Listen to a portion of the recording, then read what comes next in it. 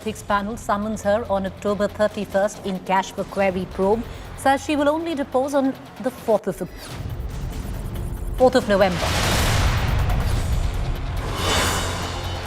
Israel offensive against Gaza rages on, top Hamas leaders eliminated. Over 250 Hamas terror targets struck, fresh Hamas rocket strike hits Tel Aviv.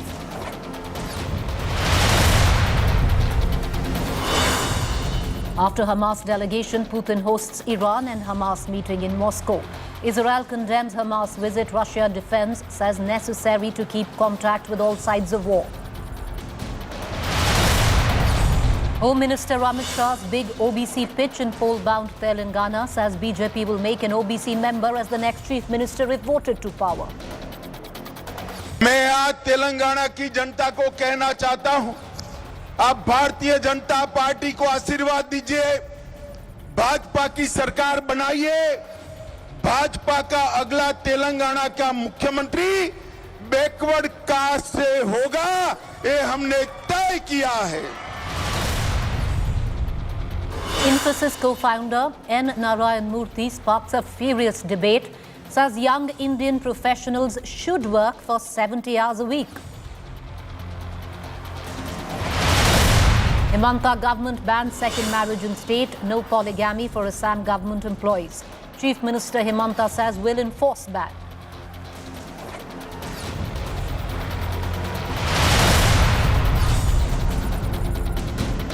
Co-presented by आपका Joy Bharat का Joy Joy e-bike Co-powered by Parul university Vadodara Gujarat.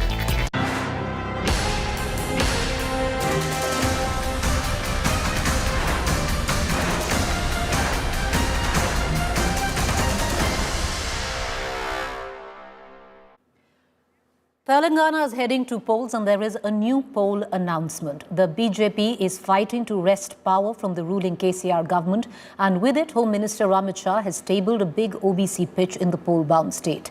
In his latest rally in Telangana's Suryapet, Amit Shah claims that if the BJP is voted to power, then an OBC member of the community will be made the state chief minister. Not just that, Shah also claimed that the ruling BRS is anti-poor and anti-OBC.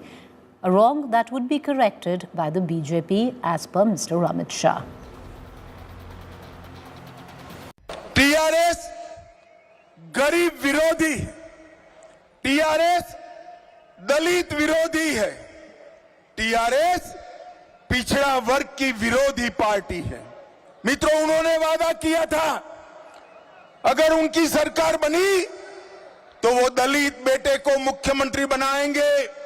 मैं पूछना चाहता हूं चंद्रशेखर राव जी को कि आपके वादे का क्या हुआ। मित्रों, मोदी जी ने बीसी के कल्याण के लिए ढेर सारी योजनाएं लाए हैं। उन्होंने संविधान में बैकवर्ड क्लास कमीशन का प्रोविजन कर बैकवर्ड क्लास को संवैधानिक दर्जा देने का काम नरेंद्र मोदी जी ने दिया है। और मैं आज तेलंगाना की जनता को कहना चाहता हूं, आप भारतीय जनता पार्टी को आशीर्वाद दीजिए, भाजपा की सरकार बनाइए, भाजपा का अगला तेलंगाना का मुख्यमंत्री बैकवर्ड कास्ट से होगा, ये हमने तय किया है।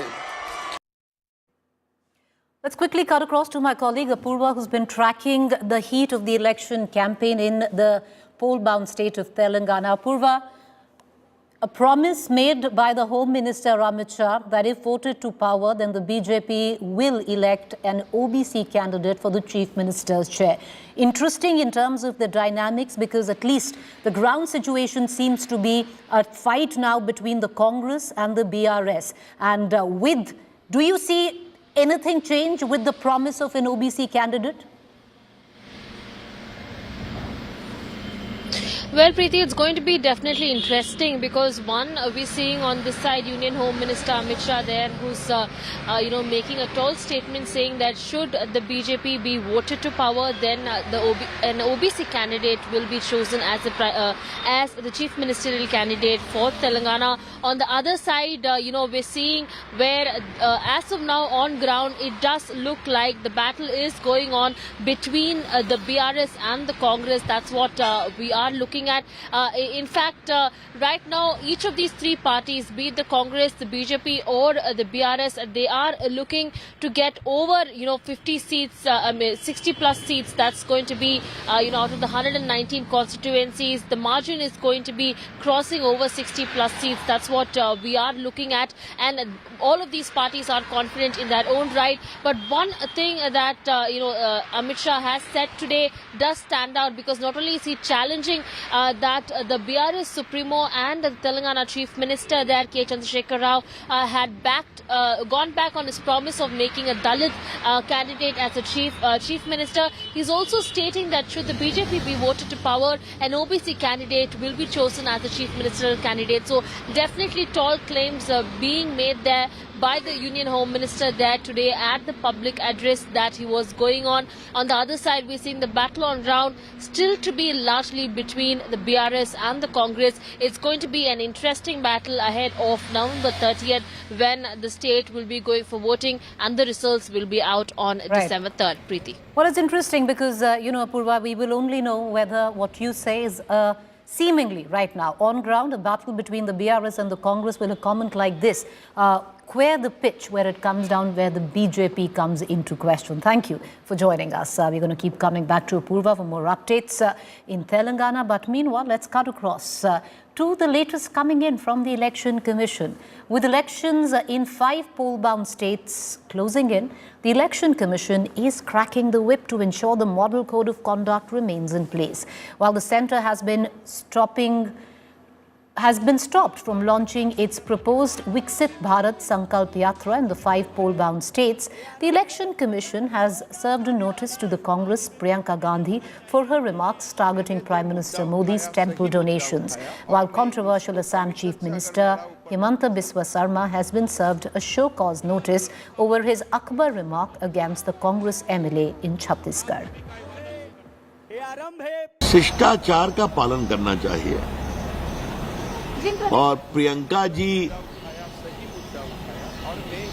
जिस जगह पर हैं, लेकिन वो इसलिए हैं कि वो एक प्रधानमंत्री जी की पुत्री हैं, एक प्रधानमंत्री जी की पोती हैं और एक प्रधानमंत्री जी की परपोती है, कि देश के प्रधानमंत्री के प्रति कैसे सम्मान से बात की जाए।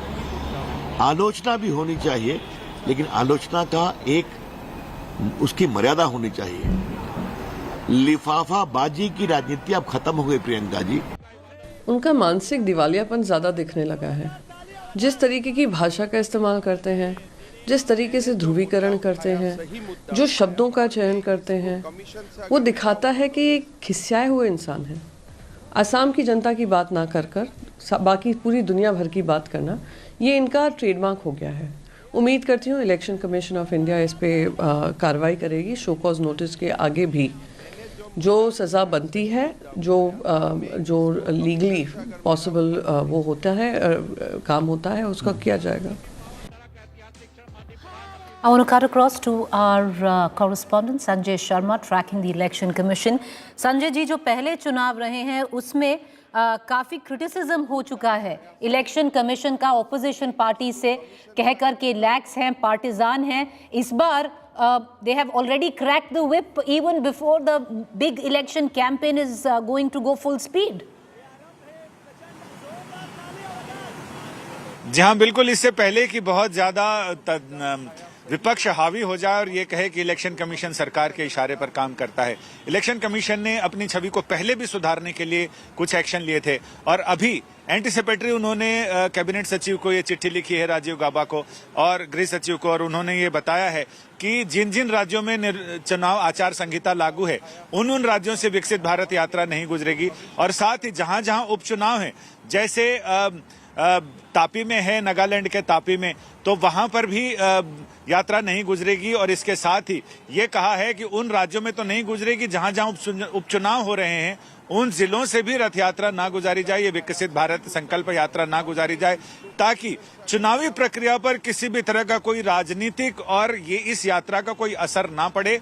क्योंकि चुनाव आयोग का मानना है कि सबको कॉमन प्लेइंग फील्ड मिलना चाहिए, सबको खेल का एक सामान्य, सबके साथ एक बराबर उचित बर्ताव होना चाहिए, जिसमें विपक्ष के साथ कोई भेदभाव नहीं हो। सरकारी रुतबे का, सरकारी मशीनरी का कोई असर चुनावी रणनीति पर, चुनावी जंग में ना दिखाई पड़े, रण के मैदान में ना दिखाई पड़े, इसके लिए निर्वाचन आयोग पूरी तरह से सतर्क रहता है। लिहाजा इससे पहले कि वो खूंटी से यात्रा शुरू हो और बाकी मध्य प्रदेश में घुसे और मध्य प्रदेश छत्तीसगढ़ होते हुए बाकी अन्य राज्यों में जाए, तो निर्वाचन आयोग ने अपनी तरफ से साफ कर दिया है कि यहां आपके लिए एक येलो कार्ड और रेड कार्ड होगा, यानी इधर आपका आना फाउल हो जाएगा। इसलिए आप दूसरे राज्यों में करें। 5 दिसंबर तक ये पाबंदी लगाई गई है, जब तक निर्वाचन पूरी तरह से निर्वाचन प्रक्रिया पूरी हो जाए और आखिरी मतदान होने तक ये आचार संहिता लागू होती है। तो ऐसे में ये मानना सही होगा कि निर्वाचन आयोग ने अपनी छवि सुधारने के लिए भी और विपक्षी हमले से बचने के लिए भी इस तरह का किया है, और ये उपाय सच में इसकी सारे लोग सराहना करेंगे। बहुत शुक्रिया. Thank you, Sanjay, for joining us with the latest updates. Remember, viewers, just the last election, we had seen the opposition parties galvanize and criticize the Election Commission for what they alleged was partisanship by the Commission. But this time around, it does seem that the Election Commission cracking the whip earlier on itself, staving off any criticism. With that, shifting focus to the other big story that we've been tracking, cash for query case continues to unravel, this time before the Ethics Committee. Trinamool Congress MP Mahua Moitra has asked for more time to appear before the ethics panel. The Trinamool MP will instead depose before the panel on November 4th instead. Meanwhile, India Today has accessed inside details of the ethics panel meeting where BJP MP Nishikant Dubey and complainant Jay Anant testified. Jay Anant was quizzed if his complaint was personal and whether his dog custody battle with Mahua may have influenced the charges.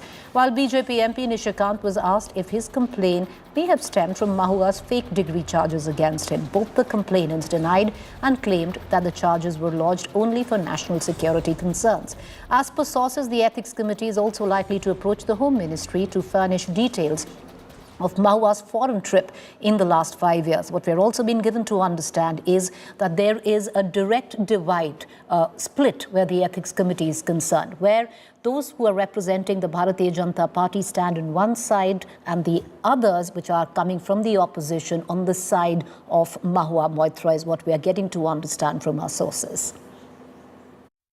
विषय की गंभीरता को देखते हुए committee ने तय किया है कि महुआ मित्रा को 31 तारीख को बुलाया जा रहा है, वो आए और अपने बचाव में, अपने पक्ष में जो कहना तो कहें। साथ ही साथ कमेटी ने भी निर्णय लिया है, इसमें आईटी मंत्रालय और गृह मंत्रालय को चिट्ठी भेज के उनका विवरण भी उपलब्ध कराने का निर्देश कमेटी के द्वारा दिया गया है। जो भी हो रहा है, एथिक्स कमेटी सबकी सुनवाई करने वाली है। महुआ जी की भी बात 31 तारीख को सुनी जाएगी।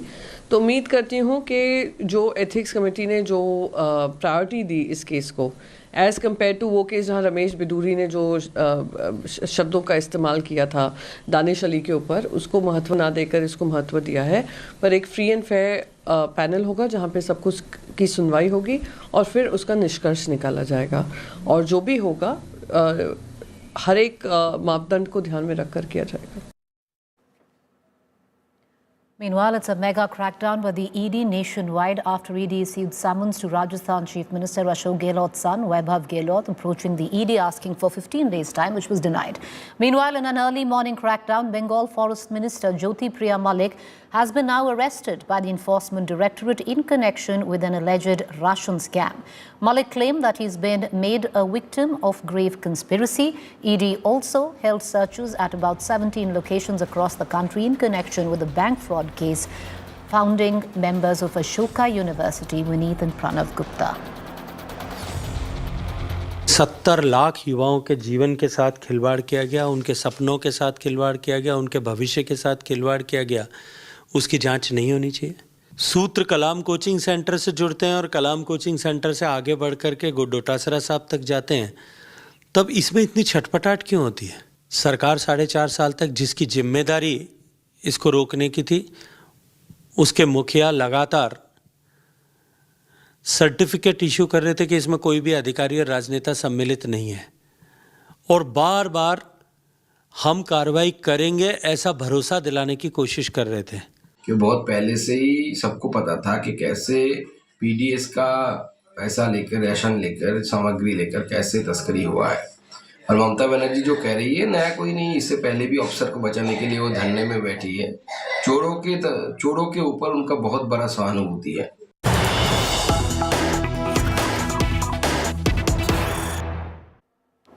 News break just coming in. A special court has sent Bengal Minister Jyoti Malik to ED custody till the 6th November in the Russian distribution scam case. Malik sent to 10-day ED custody. Let's cut across right now to my colleague who's joining us, Rajesh Saha, live from Kolkata. Rajesh, what more can you add?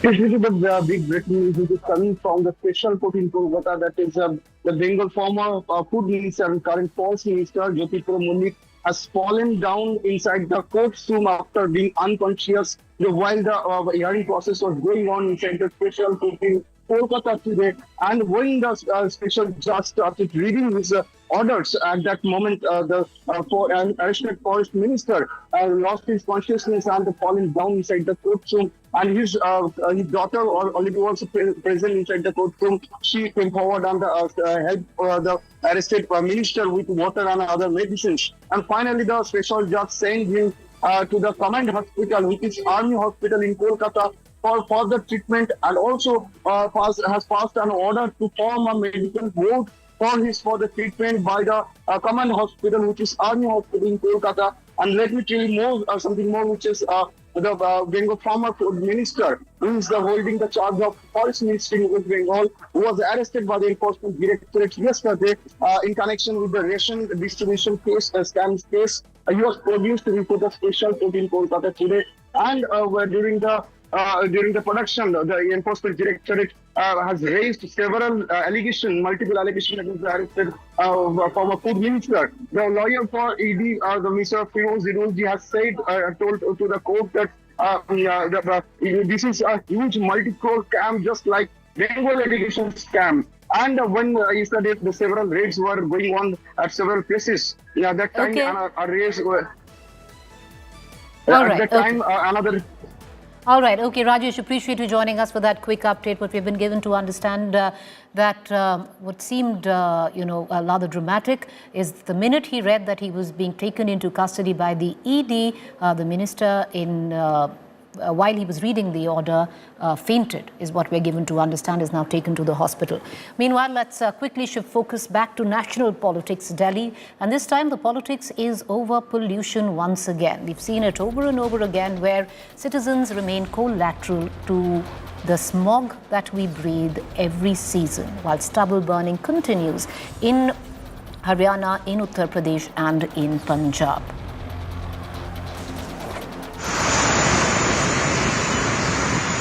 Delhi is battling pollution like it has been doing every year around the same time for more than a decade. As stubble burning picks up in Punjab and Haryana, air quality in the national capital is worsening. Delhi's air quality index dipped into the poor category at 249 on Friday. In the adjoining areas of Noida and Gurugram, AQI was recorded at 225 and 252 respectively. Amidst the pollution came a shocking revelation. A much-hyped real-time pollution source detection center established by the Delhi government with an investment of 12 crore rupees has been shut. The center was established to identify the sources of pollutants that contribute to air pollution during these critical months. The closure of this pollution control hub raises questions about the government's commitment to tackling pollution. The Aam Aadmi Party government in Delhi, which used to slam Punjab and Haryana for the pollution in the national capital, is now changing its tune. After consistently blaming farm fires in Punjab for Delhi's pollution, Minister Atishi has claimed that there is no official data that reveals the source of pollution. कोई भी आधिकारिक data मौजूद नहीं है जो ये बता पाता है कि कितना पोल्यूशन कौन से सोर्स से होता है। इससे समस्या क्या आती है? इससे समस्या ये आती है कि कोई भी पॉलिसी बनाई नहीं जा सकती इस पोल्यूशन को कम करने के लिए जब तक सरकार को पता ही नहीं है कि कौन सा पोल्यूशन का सोर्स कितना कंट्रीब्यूशन कर रहा है। The Aam Aadmi government in Delhi is pointing fingers at the Narendra Modi government for the shortcomings in the city's pollution fight. The air quality in the national capital and the adjoining areas is dipping with every passing day, and this has triggered a major concern. Yesterday, Delhi Environment Minister Gopal Rai claimed that the DPCC chairman had ordered shutting down of the project which was supposed to study the real-time source of pollution in the national capital. On the other side, the BJP has hit back on Aam Aadmi Party, claiming that the Aam Aadmi Party government in the national capital could also blame Joe Biden for the increasing pollution levels in the national capital. The national capital's AQI is expected to escalate to very poor or even severe levels if farm fires rise in Punjab and Haryana. This could cause potential health risks for citizens living in the city. With Amit Bhardwaj from New Delhi, Bureau Report, India Today. Well, that viewers, we're going to go into a quick break. To stay with us. On the other side is To The Point. Back shortly.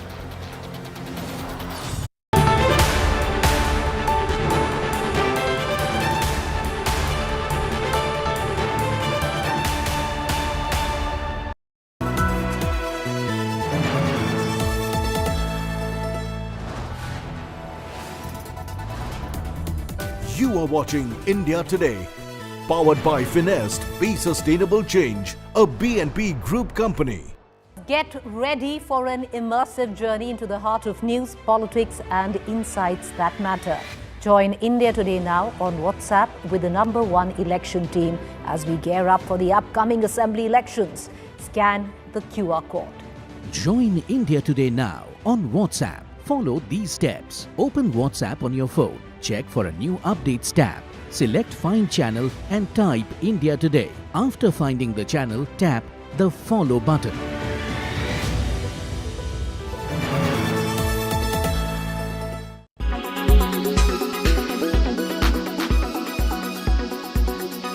जैसे अब जो data आ रहा है वो data ये कह रहा है कि दिल्ली के अंदर जो AQI है उसमें PM10 की मात्रा कम हो रही है और PM2.5 की मात्रा बढ़ रही है। इसका मतलब ये है कि अब गाड़ियों का और जो बायोमास बर्निंग है उसका जो प्रदूषण है उसकी मात्रा जो है बढ़ रही है। इसको देखते हुए अब कल से जो है दिल्ली के अंदर रेड लाइट ऑन गाड़ी ऑफ कैंपेन शुरू किया गया है। केंद्र में भाजपा की सरकार, उत्तर प्रदेश में भाजपा के साथ, हरियाणा में भाजपा के, चारों तरफ से तो भाजपा की सरकार है दिल्ली के चारों तरफ। दिल्ली के अंदर हम दिल्ली की जिम्मेदारी को समझते हैं, इसीलिए दिल्ली में CNG की बस चलती है, डीजल की बस नहीं चलती। लेकिन हरियाणा यूपी में अभी भी डीजल की बस चलती है। आज तक भाजपा वाले डीजल की बस नहीं हटा पाए। पिछले 2 हफ्ते में करीब आप सन की ब्राइटनेस देखिए, सनराइज होता है तो आधी हो गई है, and that is because of pollution. तो अभी इतना ब्रीदिंग में फील नहीं हो रहा है, लेकिन पॉल्यूशन बढ़ गया है।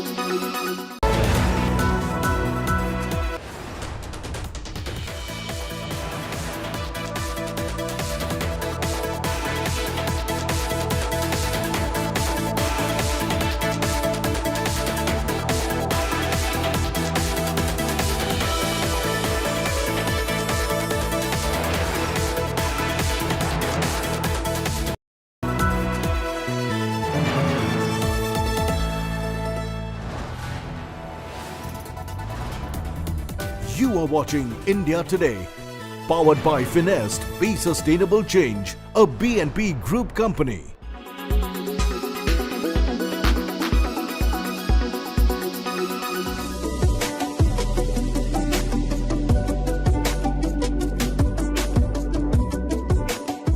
We won't have any of it. That is the word from the Government of India on allegations of Meta and Instagram tweaking content to make their platforms addictive. India has said that free pass and immunity to social media platforms are over and strict accountability will be enforced. Social media app can be used maturely or mindfully only after understanding these consequences. That means that there has to be a capping of age. Young children are more impressionable, and when they are looking at content repeatedly, it forms their opinions, it forms their ideologies, it forms their personality, and they get less and less choice in forming an ideology, because that is the only ideology that they are being exposed to. This comes in the backdrop of a lawsuit against Meta, which also operates Facebook, by more than 40 US states, saying that Facebook, Instagram features are addictive and target kids. The complaint says Meta has repeatedly misled the public about the substantial dangers of its platforms and knowingly induced young children and teenagers into addictive and compulsive social media use. Research has shown that young people's use of Meta's social media platforms is associated with depression, anxiety, insomnia, interference with education and daily life, and many other negative outcomes. Meta has been accused of intentionally designing its platforms to manipulate dopamine responses in its young users to maximize time spent on its platforms. In New Delhi, Sneha Mordani for India Today TV.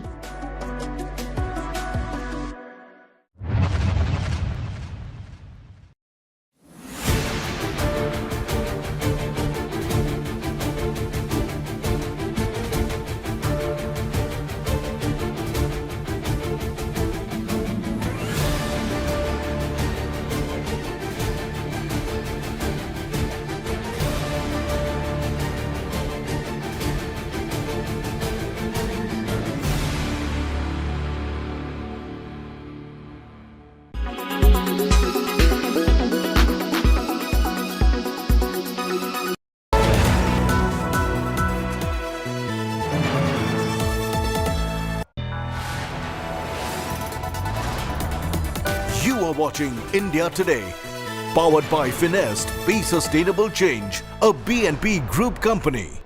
Co-powered by PolicyBazaar.com. Her family होगी insured.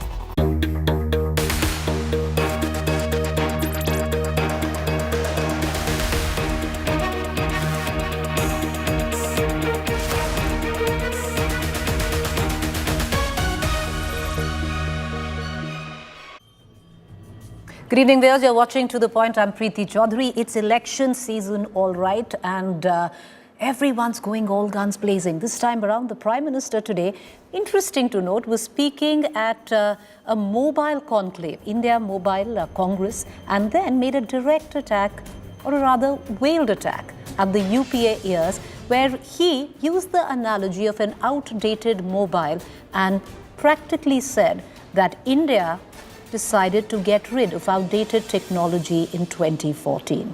Here's more. Co-presented by आपका Joy Bharat का Joy Joy e-bike Co-powered by Parul university Vadodara Gujarat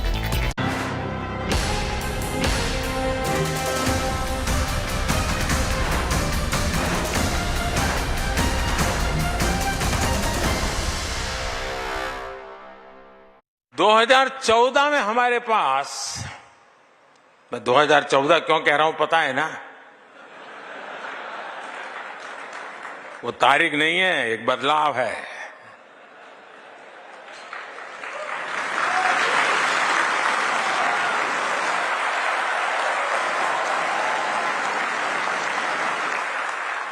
2014 Speaking at the India Mobile Conclave, the Prime Minister marked 2014 as the year India changed by updating its political software. And in a veiled jibe at the Congress, stated, neither do mobiles hang, nor do governments now. आप 10-12 साल पहले के mobile phones को याद करिए। तब outdated phone की screen घड़ी घड़ी हैंग हो जाती थी। ऐसा ही होता था ना? जरा बताइए ना। चाहे आप स्क्रीन को कितना भी स्वाइप कर लें, चाहे जितने भी बटन दबा लें, असर कुछ होता ही नहीं था। बराबर है ना? और ऐसी ही स्थिति उस समय सरकार की भी थी। One attack after another on the pre-2014 economy and state of governance. तक पहुंचाने का काम शुरू किया। उस समय भारत की अर्थव्यवस्था का या कहें या तब की सरकार ही हैंग हो गए वाले मोड में थी।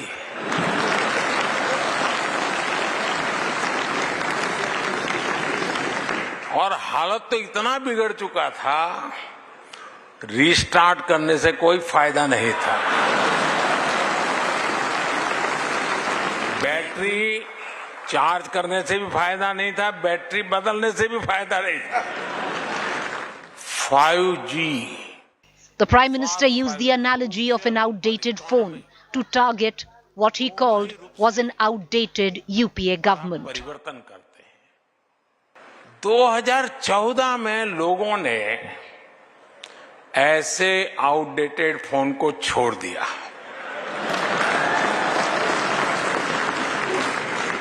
और अब हमें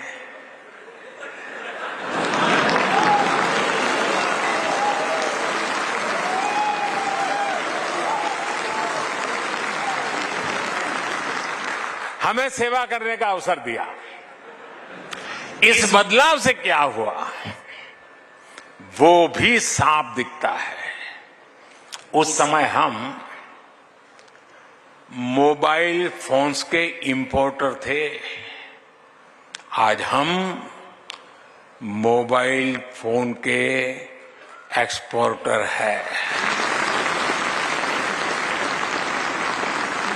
तब मोबाइल मैन्युफैक्चरिंग में हमारी प्रेजेंस ना के बराबर थी, लेकिन आज हम दुनिया के दूसरे सबसे बड़े मोबाइल मैन्युफैक्चरर है। सभी को सम्मानजनक जीवन मिले और सभी तक। It's open election season and the BJP star campaigner is not holding back punches. From governance to economy to corruption in the pre-Modi era. The divide made clear by the Prime Minister.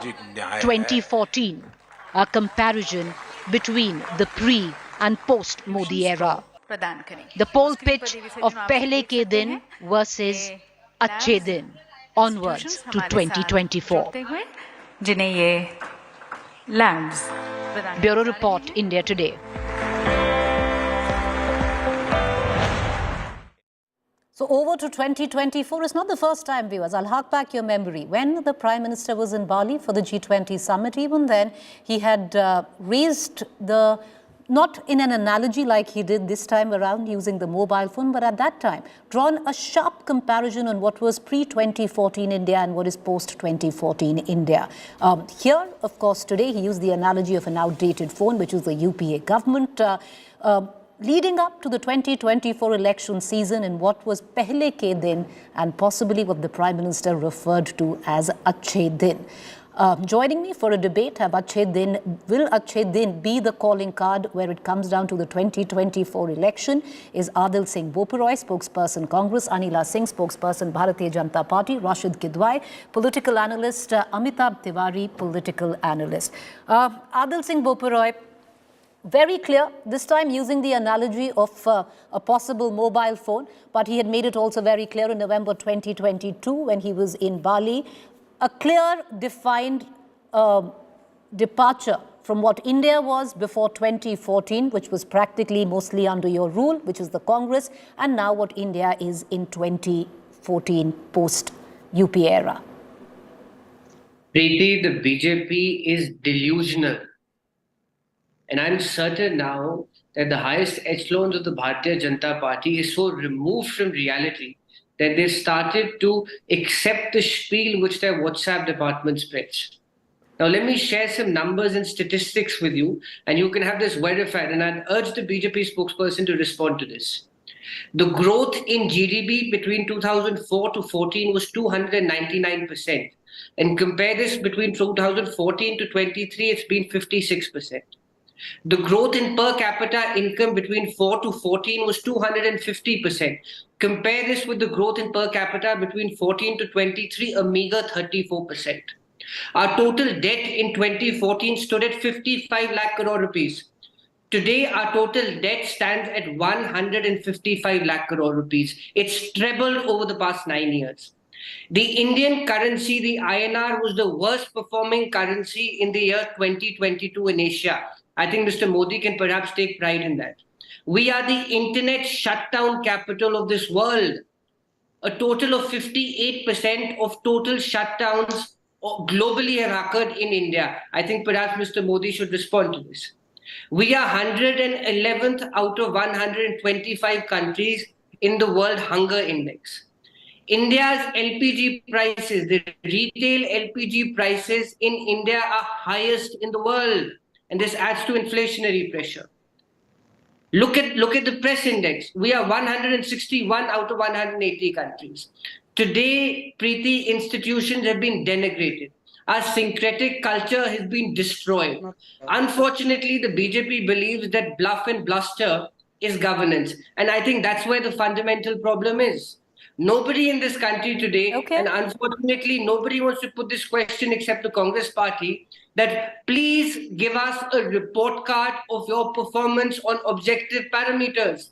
Look at the inflation rate. Look at the poverty rate. These are objective, hard parameters on which the country needs to respond. Mr. Modi more particularly needs to respond. How does Ms. Anila Singh respond to the charge that the LPG price in India is the highest in the world? Does she have a response to this? All right, Adil, we're going to come back to it because, we do have, in terms of certain figures, where our Mood of the Nation poll is concerned on how at least India thinks that the Modi government has done and vis-a-vis what the UPA government is doing. What we're showing right now is in terms of corruption, there clearly seems to be, at least perception-wise, a downfall where it comes down to corruption as well, even in ranking. But having said that, we'll come right back, to you. But Anila Singh, I want to draw you in to this conversation. You had Adil Singh Bopra, he touched on various indices. The question I ask you is, instead of the rhetoric of Achhe Din versus Bure Din ya Pehle Ke Din, if you come down to the brass tacks of it, it's not that India was nowhere before 2014. My Ram Ram to all, and definitely ऐसी हस्ती नहीं है भारत की कि कोई इसको मिटा सके. I am not going to say that before 2014 India or Bharat was not in existence, but definitely after 2014, Bharat has become much, much more stronger than earlier times. Just now I was listening to Congress spokesperson and he had given some facts and figures. I just have to mention 3-4 things and then he has to respond on that. He says that ab achhe din nahi hai, pehle achhe din the. It means that during UPA time, achhe din were there. We very well know their regime is known as regime of scams. It was a regime of corruption. Just now he talked about many of the financial statistics. So let us talk about the exports. During UPA time, export was of 472 billion. Now it is 750 billion. If we talk about GDP, so in the world, if you compare it, because he was comparing our financial status with worldwide. So if we talk about the GDP ranking of India worldwide, then we are on 3rd position. So does he wants to say that if we are holding third position, then it is just like that? It is the statistics given by Bharatiya Janata Party or present day government in India. So this proves many things when we say that our economy is the third strongest economy of the world, and by 2027, max by 30, we are going to be fifth strongest economy, and by 27 or 30 will be third strongest economy. And if we talk about the GDP ranking, then definitely we are on the third position. So, and if we talk about whether we talk about the production, like I have got all the facts and figures in front of me. If we talk about the production of the car, we are standing with 25,938 crores. If we talk about the aviation, it is 120 crores. If we talk about auto parts, it is almost 26 crores. Electronic system, more than 40,000 crores. So what he wants to say, these all things are happening just like that. Okay. Production but is no, not what he tried to say. No, Anila Singh. I think what Adil Singh Boparai also meant was the fact that it wasn't that India was nowhere to begin with. You had a base and you moved on from there. You know, we've had good and bad, both pre-Modi era and post-Modi era. And to discount the UPA years as completely a phone which had, which hangs on the screen, doesn't move, is it being a little less magnanimous is the question. I'll come back to you. Adil Singh, I'll come back to you. Just give me a minute. Let me expand the debate. Let me bring in Rashid Kidwai and Amitabh Tiwari as well. Amitabh Tiwari, if we just look at, in terms of share figures, Mood of the Nation poll, they do suggest at least that there is a certain amount of confidence that the Modi government has inspired. So there is a certain amount of confidence, as you are showing, on the corruption index and the overall economy. However, the Mood of the Nation survey also showed that the economy is actually a pain point. So in political communication, whenever you are highlighting your achievements, you do tend to make comparisons because voters make comparison. And that is one of the questions you also asked. So Modi is using this platform because it is election season and he knows that people of all the 5 states and the nationwide are going to watch this on YouTube, is also using this as an election campaign pitch and trying to compare how his government has performed better than the 10 years of the Manmohan Singh government. While Modi enjoyed a good lead against Manmohan Singh, around 15%, if I'm not wrong, in January 2023 on the handling of the economy, this narrowed down to 2% in your August 2023 Mood of the Nation survey. So economy is definitely a pain point. And here, the schemes of the government, like reduction of the LPG prices by around 200 rupees. There is also a talk of increase in the PM Kisan Nidhi dole, which is given out to farmers. So now Modi also realizes this and the government is taking proactive steps on the economy front. However, we have to also understand that when asked the question, why do people like Modi? The highest 26 or 27% of the respondents say it is because of his oratory skills, not policies, not programs, not schemes. Correct.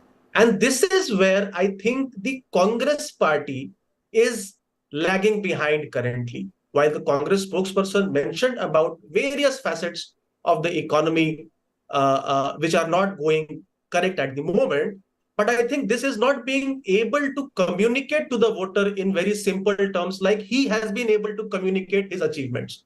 So while the GDP growth under Modi too has been lower than Manmohan Singh's second tenure, the inflation has been lower also. That's also, we need to accept that. So I think in terms of political communication and messaging, the Congress needs optics, optics as important as indices. And Rashid Kidwai, do you see the Congress losing out on that front? Because, we can talk and argue or debate till kingdom come on whether what India was poised at 2014. Adil Singh Boparai read out his own index. Then you had an Anila Singh. But ultimately, optics also matter. And in terms of optics, we'd feed a poll or an electoral narrative. Clearly, the BJP is ahead right now. Thank you, Preeti. Preeti, I am not so sure what Prime Minister is saying is a political rhetoric. It's election-centric and it is factually inconsistent. And you see, you cannot say that Congress or the opposition is not communicating. They are also communicating. Their pitch is different. You look at, Rahul Gandhi, the number of press conferences he's been holding since Bharat Jodo Yatra and the kind of, interaction, the various interviews. He's also causing a lot of, pain and anxiety in the ruling, side. So it's not a one-sided story, and we keep seeing election results of Karnataka, perhaps now the election results of Chhattisgarh, Madhya Pradesh, Rajasthan, Telangana, Mizoram. They will, settle a lot of things. So it's not that it's a one-horse race. And more important, the BJP is actually a beneficiary of this, the hung house, hung mobile kind of syndrome. You look at, not only 1977, you look at the three, Atal Bihari Vajpayee governments of 1996, 1998 and 1999 that provided strength to the BJP to come what it became in 2014. As far as the work is concerned, I think the people of India are aware it's work in progress. So some people have done well, and this government has done well in economy. But as people say, whatever you say about India, the opposite is also equally true. So it's not one street traffic. It's not one person's this. Mr. Modi can say and get away, of course, but it doesn't mean that the India alliance is sitting quietly. I think the results, again, I'm emphasizing the outcome of these 5 state assembly elections will indicate that it will have something for everyone. No, but the indication of that, Rashid Kidwai, was also very different in 2018 and then what happened in 2019. Because, those states which went into election seemed to have put the Congress on the front foot, but the result in 2019 was very, very different. So, we're going to come, I'm going to come right back, but yes, go ahead, sir, make your point quickly, and I'll go back to Adil.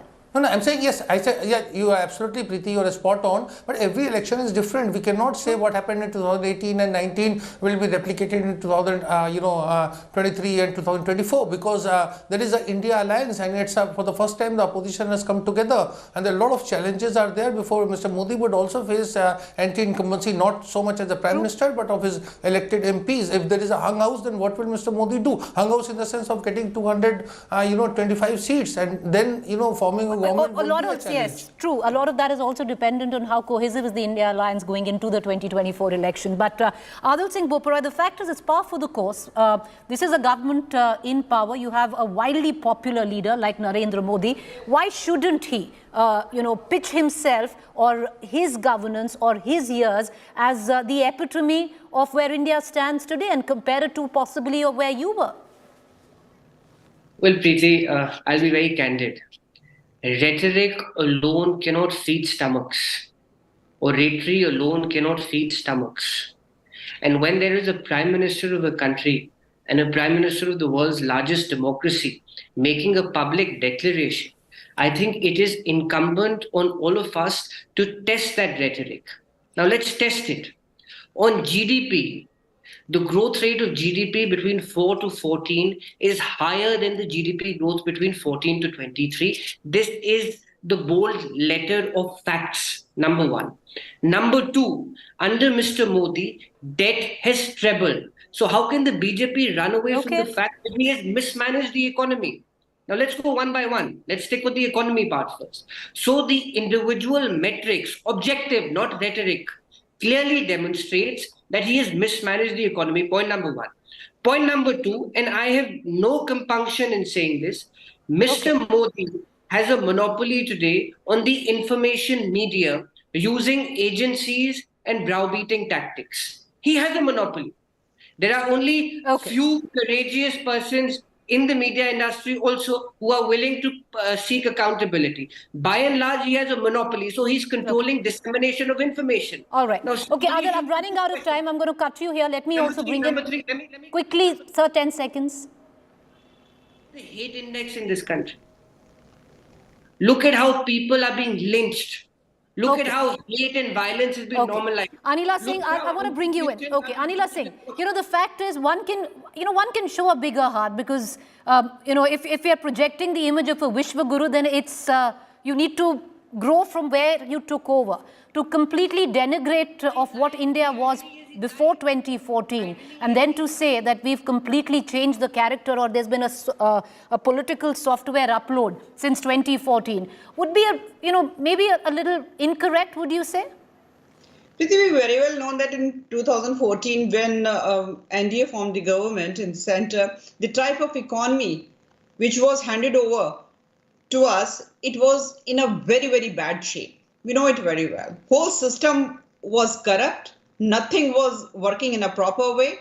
So a whole lot of energy and intention was required to bring things on right path. And this is what Narendra Modi ji did. Today, in today's date, he is the most popular leader of the world. And we know it very well. It is because of his work and definitely because of his personality as well. If you talk about ease of doing business, in today's date, if we are standing on 63rd position, it's just like that. Because in 2014, we were standing on 142nd position. And especially if I talk about the women empowerment, the steps he has taken for women empowerment, they are amazing. And what has been the working of Congress party? They have empowered women of one single family. I do not have to take name of that. So whether we talk about any parameter, you talk about infrastructure, you talk about railways, you talk about the coal industry, you talk about the external affairs, whether you talk about the digitalization, in each and every vertical, India or Bharat is doing amazingly. All right, okay, with that, I'd like to conclude. Apologies there, we're short on time. Mr. Kidwai and, Mr. Tiwari would have liked to have a quick interjection there, but terribly short of time. But with that, I'm going to go into a quick break because in the coming days, mind you, is going to be debated multiple times over. And ultimately, Purane Din versus Achhe Din or Aage Kiske Din, that would be decided by the voter. Thank you for joining us.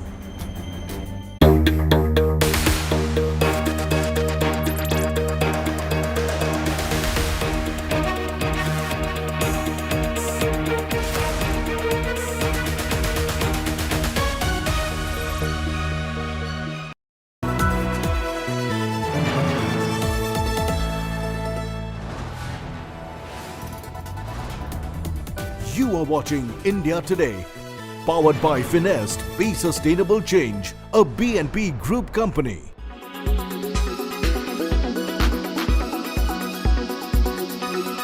There were two elements coming together in the horrific perfect storm of October 7th. The first is the danger of radical Islam, or more accurately, the radical Islamic Nazism that is constantly lurking at Israel's border. The second is the grooming, ongoing grooming of Western civilization through universities, the media, and social media, so that when the time came and the Islamic Nazis carried out the act of genocide, many in the West would celebrate it, justify it, and no longer tell the difference between good and evil. We warned you. We warned you of what from the river to the sea Palestine will be free looks like. We warned you of the dangers of that slogan being used for likes and shares and celebrity virtue signaling on TikTok and Instagram. On October 7th, Hamas showed us what from the river to the sea really means. It means Itbach el Yahud, slaughter the Jews. And in the last week, in Western cities and universities around the world, we see the two chants side by side at gatherings where would-be murderers rub shoulders with their Western useful idiots. अब दिल्ली के लोगों का क्या कसूर है? दिल्ली के लोग क्यों सफर करें? दिल्ली के लोगों ने मेहनत करके पूरे साल अपना पोल्यूशन कम किया है. हम लोगों ने 25% पूरा साल अपना पोल्यूशन कम किया है. We have come in good, satisfactory और मॉडरेट कैटेगरी. लेकिन इस दौरान आसपास पंजाब से और हरियाणा से जो पराली का धुआं आ रहा है, वो देख के ही पता चल रहा है कि ये पड़ोसी राज्यों से जो फसलें जल रही है, उनका धुआं बहुत तेजी से दिल्ली के अंदर आ रहा है. पूरी दिल्ली जो है वो इस हवा से एक तरह से दम घोटू हवा है. कांग्रेस से अपील करना चाहता हूं कि वो पंजाब सरकार से, अपनी पंजाब सरकार से कह के किसानों को सुविधाएं मुहैया कराए। कहीं ना कहीं कमी सरकारों की तरफ से नजर आ रही है।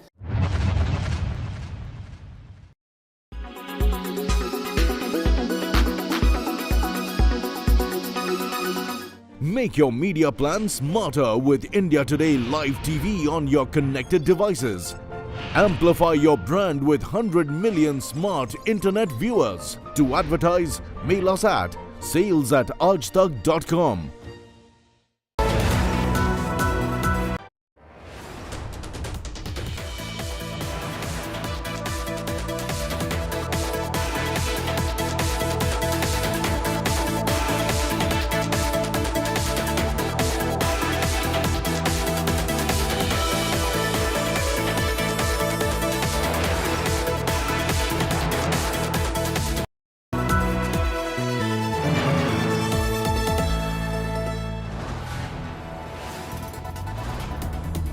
You are watching India Today, powered by Finest, Be Sustainable Change, a BNP Group company.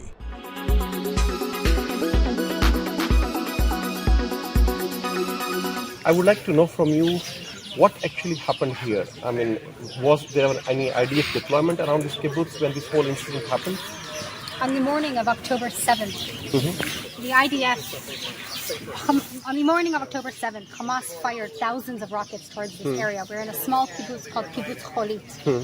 And small area, small families, elderly, a lot living here. And at the exact same time, Hamas militants broke through border fences, came over the air on gliders, came through the sea with one specific focus: to attack and murder civilians, brutally massacre them in their beds.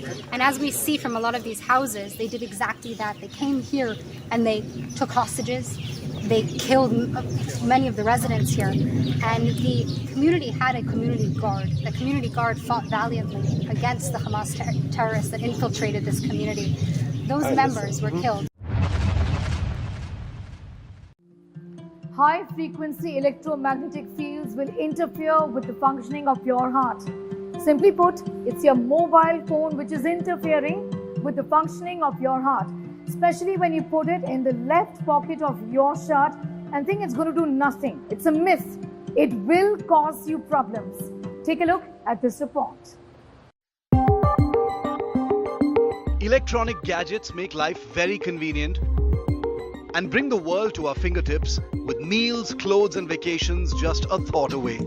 But did you know that at the same time, your device is secretly stealing from you the very life that it's making oh so easy?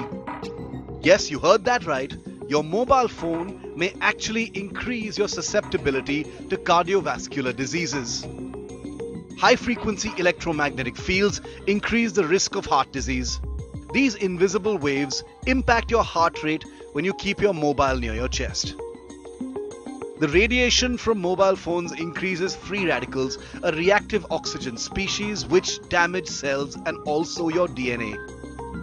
It's been found that mobile phones, AirPods and smartwatches are also the leading cause of headaches, numbness in thighs, dizziness and heaviness in the chest. We hope that the penny has dropped and not your phone. With Dhruv Yadav, Bureau Report for India Today.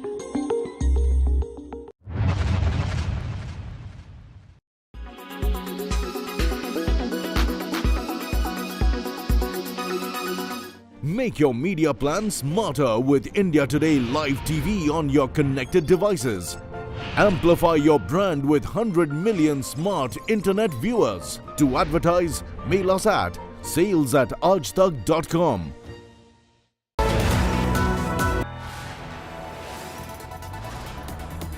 You are watching India Today, powered by Finest, Be Sustainable Change, a BNP Group company.